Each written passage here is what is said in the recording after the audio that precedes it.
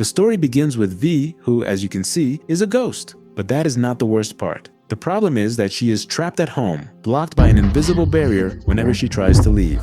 Luckily, she doesn't have to share the house with anyone because she personally scares off any would-be buyers. But then one day, a young man unexpectedly moves in without the real estate agent even stopping by first to check the place out beforehand.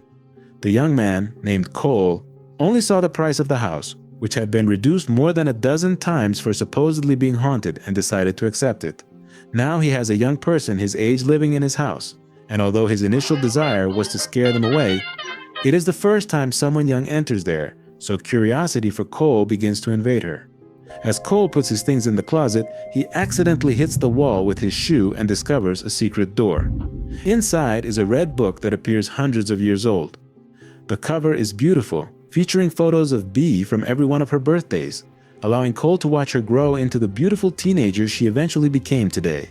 However, after that, there are no more photos because Bee died at the age of 18, and the rest of the spaces in the album are just left completely empty.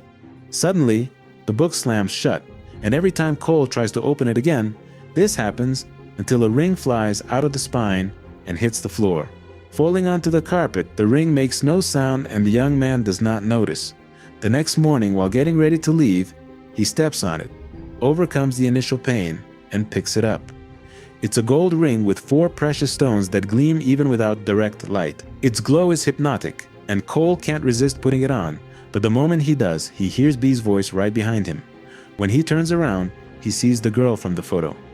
Bee is thrilled that Cole can see her, but fear forces him to take off the ring. He rushes to check the book, comparing the ghost he just saw to the girl in the photo.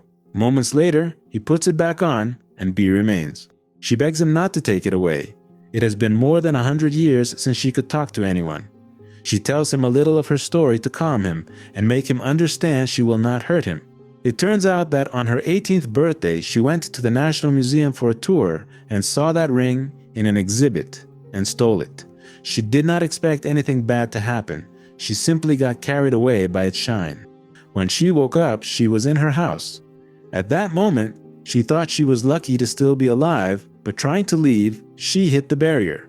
It took her time to realize she was actually dead and trapped inside. After what seems like an eternity of cold talking, the boy tells him that he needs to focus on his schoolwork and removes the ring. He refuses to befriend a ghost, but Bee isn't planning on leaving him alone. You must understand she has not spoken to anyone in a century, and once you start, it is impossible to stop. As the young man tries to do his homework, Bee keeps asking about the music posters on his walls, and they discover a shared love. Bee grew up in a conservatory, so she can play a wide range of instruments. Cole, on the other hand, has an inborn love for guitars, and now they have a shared topic of conversation they both enjoy. She begs him to play for her, but he refuses. V persists until the boy confesses that he hasn't touched his guitar since his father died. Angered, he removes his ring and hides it in a drawer, ignoring V all day. The next morning, while eating breakfast with his mother, the salt shaker begins to float. It is V trying to get his attention, and he does everything possible so his mother does not notice. He immediately goes upstairs, puts on the ring, and explains. This is the only house his mother could afford after his father died. It is their only chance to start over, but if she finds out there is a ghost, she will run away and they will have nowhere to live.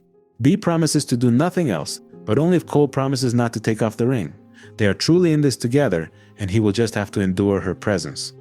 Once they promise to chat at least 1 hour a day, Cole tells her everything about the outside world, and she is surprised.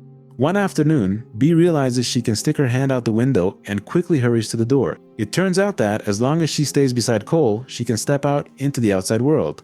So now it is time for a walk and to see everything she has missed during the centuries she has been trapped inside. From self-driving cars to new music that seems unfamiliar, everything is extraordinary to V. However, what surprises her most is Google. The ability to see everything that has happened in the last 1 century and have access to all of that information. She stays for hours until night, then they go home. Before Cole sleeps, V begs him to take her to school. He is unsure. If people see him talking to himself, it will be a disaster. Although Cole refuses, B follows him the next day.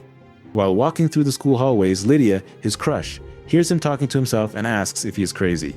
Unable to invent a believable lie because B keeps talking in his ear, Cole breaks his promise and takes off the ring, freeing himself from B for a few seconds so he can talk to Lydia. Lydia notices it and asks where he got it. Cole tells her the truth. He found it in his attic and only uses it because it looks cool. However, Lydia stays focused on the ring. She knew she had seen it before and leaves school for the antique shop.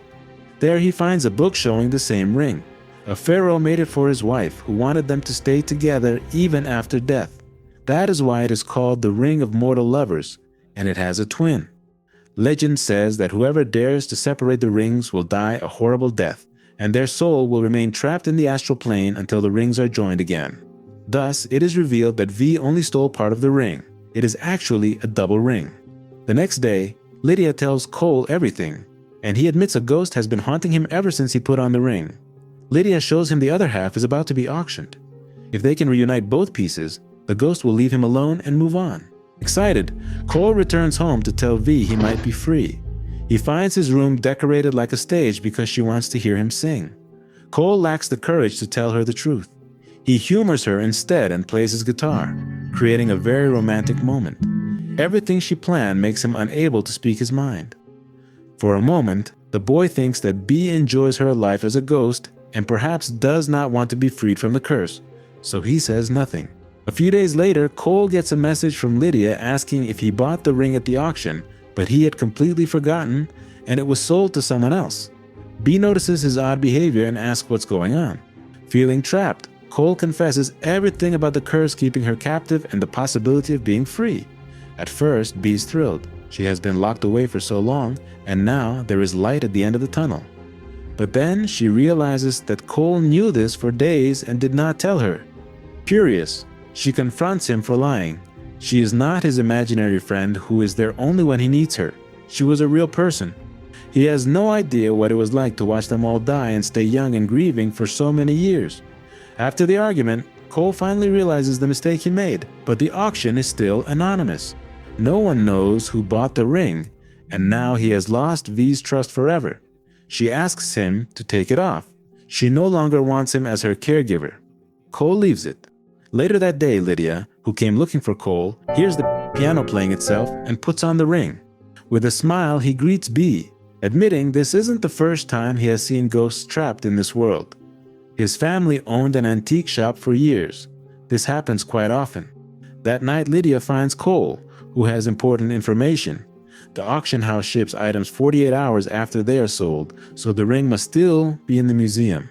If they hurry, they might have a chance, but first Cole has to offer B a sincere apology for lying to her. Once that is settled, they head toward the city. Using her ghost powers, B manages to open every door without triggering the alarm. In the storage room, they find the box with the other half of the ring. It shines just like its counterpart. At that moment, Cole asks if she is ready. She looks at him lovingly and says yes. But just before taking off the ring, she stops him and leans in to kiss him. With this kiss, Cole finishes removing the ring and B disappears. By joining the two parts, the glow fades and Cole returns to the car with Lydia. Upon arriving home, she checks B's photo album. She wants to see her face one last time, but is surprised to see the empty spaces are now full. The new photos show B with her college degree, then meeting the love of her life and getting married. At the end, there is a photo of his beautiful family, with 2 children and a lovely country home. We shift scenes to 1920, seeing V holding the ring. The security guard asks her to return it, and she, with a silly smile, does so and leaves the museum. Outside, she manages to dodge the car that had taken her life before, and with a smile, she continues living her life after an eternity as a ghost. You know, never steal halfway. Here are other stories of robberies that you will love.